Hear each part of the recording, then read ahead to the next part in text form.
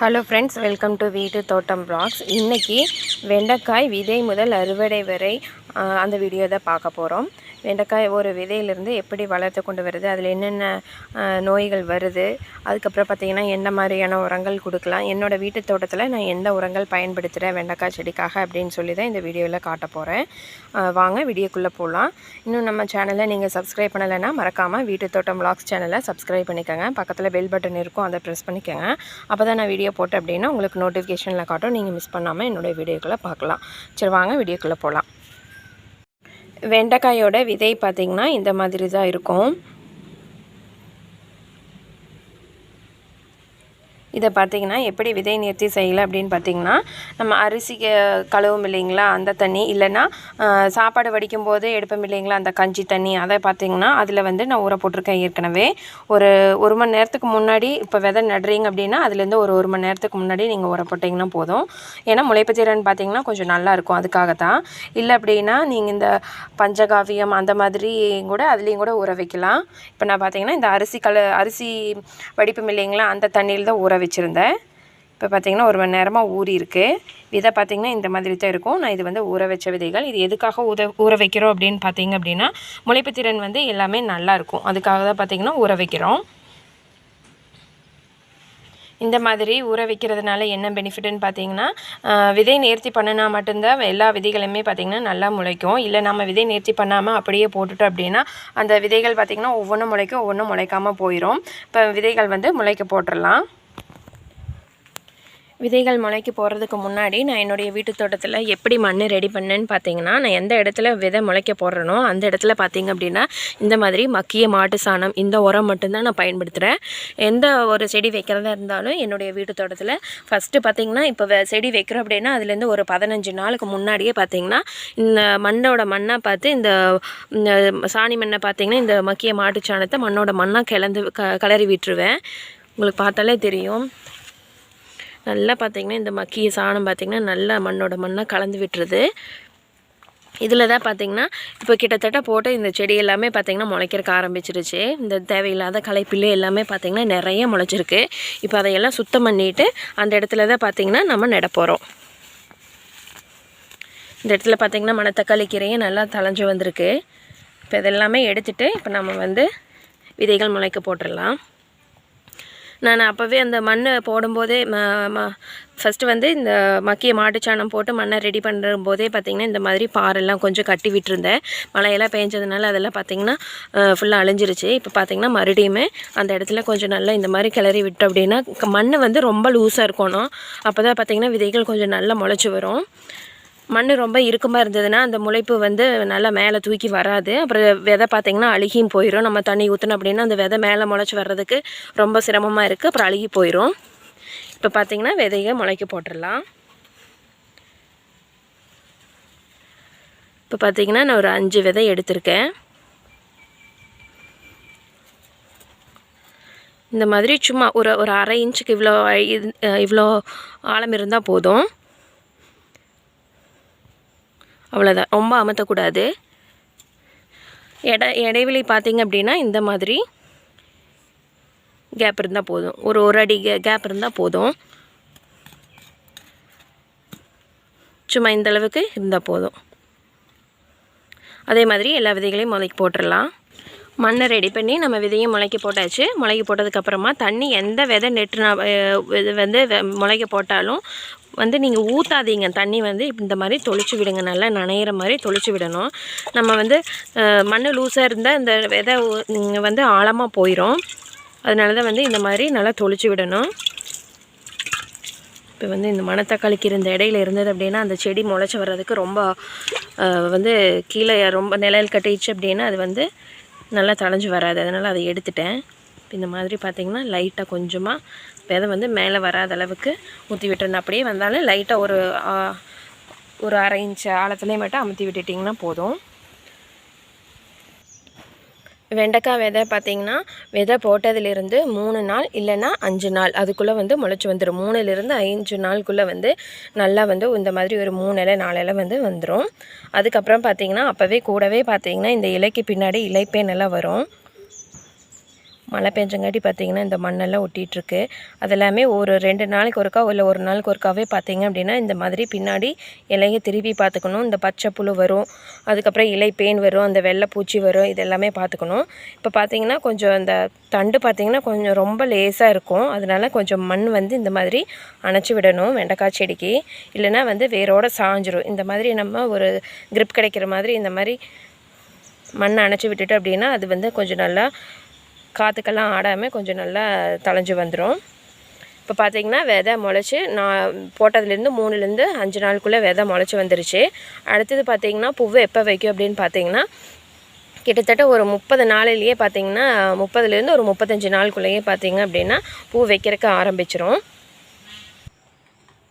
வெண்டைக்காயோட பூக்கள் பார்த்திங்கன்னா இந்த மாதிரி தான் இருக்கும். கிட்டத்தட்ட 30லேருந்து 35 நாளையில் பூக்கள் வைக்க ஆரம்பிக்கிறோம். அது அடுத்தது பார்த்திங்கன்னா காய் வந்து 40லேருந்து 45 நாளுக்குள்ளே நம்ம முதல் காய் வந்து அறுவடை பண்ணிடலாம்.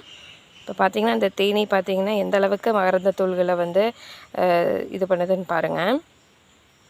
தேனீக்கள் வந்து அதிகமாக இருந்தால் மட்டும்தான் நம்மளோட வீட்டு தோட்டமாக இருந்தாலும் சரி, மாடி தோட்டமாக இருந்தாலும் சரி, நல்ல ஒரு மகரந்த சேர்க்கை நடைபெற்று அதிலிருந்து காய்கள் பிடிக்க ஆரம்பிக்கும். நம்ம என்ன தான் ஹேண்ட் பாலினேஷன் பண்ணாலும் இந்த மாதிரி தேனீக்கள் வந்து அதிகமாக இருந்தால் மட்டுமே ஒரு நல்ல அறுவடை எடுக்கலாங்க. பூக்கள் பார்த்திங்கன்னா இந்த மாதிரி தான் இருக்கும். அடுத்தது காய்கள் பார்த்திங்கன்னா 40லேருந்து 45 நாளையில் முதல் காய் அறுவடை பண்ணிடலான்னு சொன்னேன். இப்போ பார்த்திங்கன்னா இந்த செடிக்கெல்லாம் கிட்டத்தட்ட ஒரு 60 நாள் ஆயாச்சு. நான் பார்த்திங்கன்னா ஒரு 1, 2, 3 காய் வந்து அறுவடை பண்ணிட்டேன். இப்போ என்னுடைய வீட்டு தோட்டத்தில் நான் வந்து ஆடிப்பட்டத்துக்காக ஒரு 20 செடி நட்டு வச்சேன். அதிலிருந்து எப்படி காய்கள் இருக்குது, அதில் என்னென்ன பிரச்சனை வந்ததுங்கிறத பார்க்கலாம். இந்த செடிகள் பார்த்திங்கன்னா கிட்டத்தட்ட ஒரு 40 நாளையில் 45 நாளையிலேயே பார்த்திங்கன்னா எல்லாம் காய் பிடிக்க ஆரம்பிச்சிருச்சு. இப்போ ஆடிப்பட்டத்துக்கு நெட்டுனது இப்போ வந்து இந்த செடிக்கெல்லாம் ஒரு 70 நாள் அந்த அளவுக்கு ஆச்சு. இப்போ காய்கள் பார்த்திங்கன்னா ஒரு செடியிலேயே பார்த்திங்க அப்படின்னா ஒவ்வொரு விழுதுக்கு இடையில வந்து காய் பிடிக்கும். இப்போ வந்து ஒரு 6-7 பொறிப்பு நான் வந்து பொறிச்சாச்சு. ஒரு நாள் விட்டு ஒரு நாள் வந்து அறுவடை பண்ணோன்னா நான் வந்து செடி நெட்டும் போது பார்த்திங்கன்னா மக்கிய மாட்டுச்சாணம் வந்து கொடுத்து அதுக்கப்புறமா ஒரு 20 நாள் கழித்து விதை நெட்டி கொண்டு வந்தேன். இடையில பார்த்திங்க அப்படின்னா ஒரு டைம் மட்டும் மக்கிய மாட்டு சாணம் கொடுத்தேன். 15 நாளுக்கு ஒருக்கா கொடுத்தா போதுங்க. இந்த மக்கிய மாட்டு சாணம் கொடுத்திங்க அப்படின்னா ஒரு 15 நாளுக்கு ஒருக்கா மட்டும் கொடுத்தா போதும். செடியோட வளர்ச்சி நல்லா இருந்தது அப்படின்னா அதுக்கப்புறம் ஒரு மாதம் இடைவெளியிலையும் கூட நீங்கள் கொடுக்கலாம். இடையில பார்த்திங்க அப்படின்னா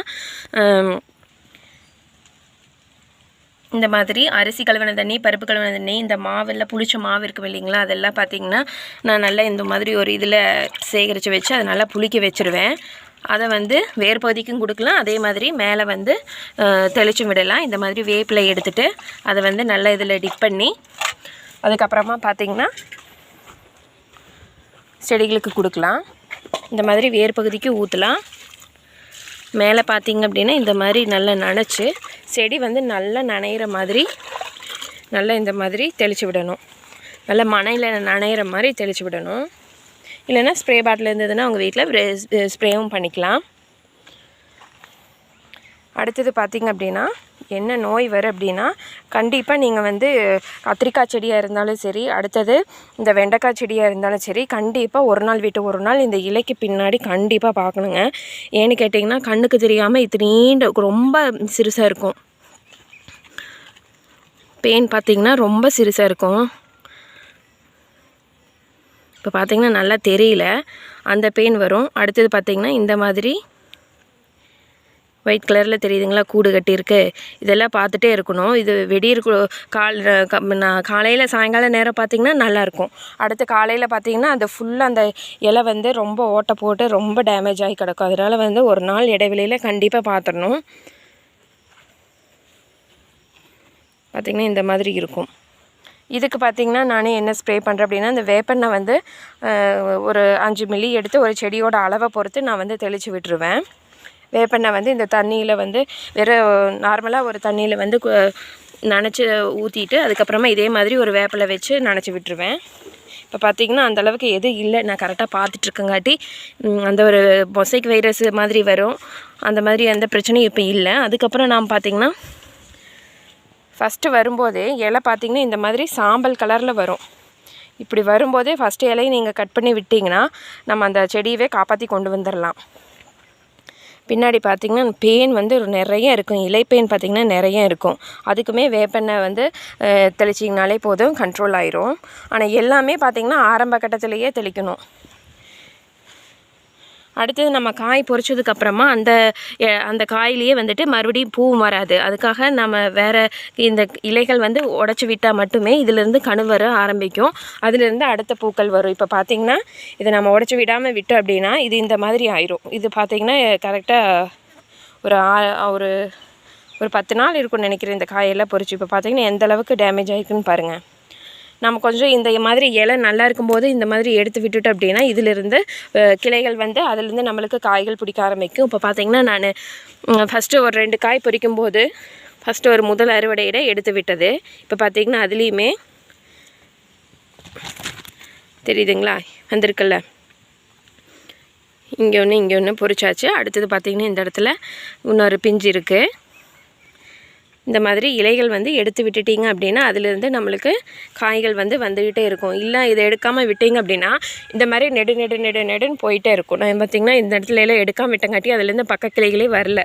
இந்த மாதிரி ஹைட்டாக மட்டும்தான் போயிட்டே இருக்கும். இப்போ இந்த செடியில் பார்த்திங்கன்னா தெரியும். இப்போ தான் பார்த்திங்கன்னா இந்த ஃபஸ்ட்டு இலை வந்து ஃபஸ்ட்டு காய் பொரிச்சதுக்கப்புறமா இந்த இலை எந்த அளவுக்கு கறி இருக்குன்னு பாருங்கள். நம்ம அது வரைக்கும் அதுவே தானாக விழுந்து அதுக்கப்புறமா இதிலிருந்து கணுக்கள் வந்து அதுலேயுமே வந்து காய்கள் பிடிக்க ஆரம்பிச்சிருக்கு. நம்ம இந்த அளவுக்கு வந்து நம்ம வெயிட் பண்ண வேண்டியதில்லை. நம்ம இப்போ இன்னைக்கு காய் பொரிக்கிறோம் அப்படின்னா ஒரு 4-5 நாள் கேப் விட்டு இந்த மாதிரி எடுத்து விடணும். இப்போ வந்து இந்த மாதிரி கீழே நாரோடு இழுத்துட்டு வந்து அப்படின்னா அந்த இடத்துல வந்து வராது, கணுக்கள் வந்து வராது. நம்ம அதனால் ஒரே ஒரு இப்படி மட்டும் இப்படி தான் இந்த மாதிரி தான் இழுக்கக்கூடாது. இப்போ பார்த்திங்கன்னா இந்த மாதிரி இழுத்திங்க அப்படின்னா கண்டிப்பாக அந்த இடத்துல இருந்து அடுத்த கணுக்கள் வராது. ஒரே டைம் இந்த மாதிரி ப்ரெஸ் பண்ணி இந்த மாதிரி மட்டும்தான் எடுக்கணும். இப்படி வந்தால் மட்டும்தான் அந்த இடத்துல இருந்து புது கிளைகள் வரும். இன்றைக்கி பார்த்திங்கன்னா அறுவடையும் பண்ணிக்கலாம். என்னுடைய வீட்டு தோட்டத்தில் மக்கிய மாட்டுச்சாணம், அரிசி கழுவுற தண்ணி, பருப்பு கழுவுற தண்ணி இதை வச்சு தான் என்னுடைய வீட்டு தோட்டத்தை நான் ரன் பண்ணிகிட்ருக்கேன். இப்போ பார்த்திங்கன்னா நல்லாவே ஒரு அறுவடை கொடுத்துக்கிட்டே இருக்குது. ஒரு நாள் விட்டு ஒரு நாள் வந்து காய் பறிச்சிட்டே இருக்கலாம். வெண்டைக்காய் வந்து இல்லைன்னா முத்தி போயிடும்.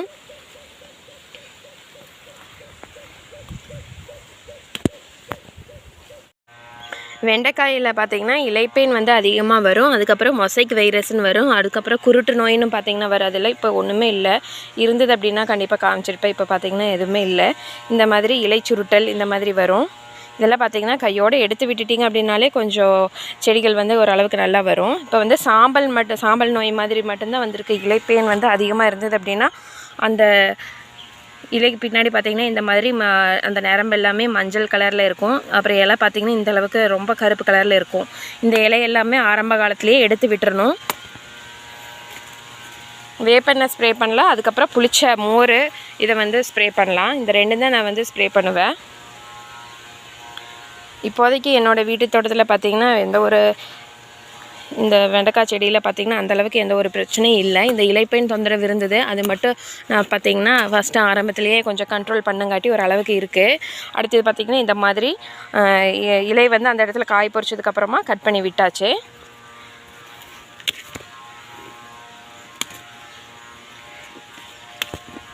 இன்றைக்கி அறுவடையும் பார்த்திங்கன்னா நேற்றுக்கு வந்து பொரிக்காமல் விட்டுட்டு அதனால காய்கள் பார்த்திங்கன்னா ஓரளவுக்கு கொஞ்சம் பெருசாக இருக்குது. இருந்தாலும் ஓரளவுக்கு முத்தலை. மேக்ஸிமம் ஒரு நாள் இல்லைன்னா மறுபடியும் ஒரு நாள் விட்டு 2 நாள், மேக்ஸிமம் ஒரு நாள் விட்டு ஒரு நாள், அப்படி பொரிக்க முடியல அப்படின்னா 2 நாளையில் அறுவடை பண்ணிடணும். கொஞ்சம் ஓரளவுக்கு பெருசாயிரும்.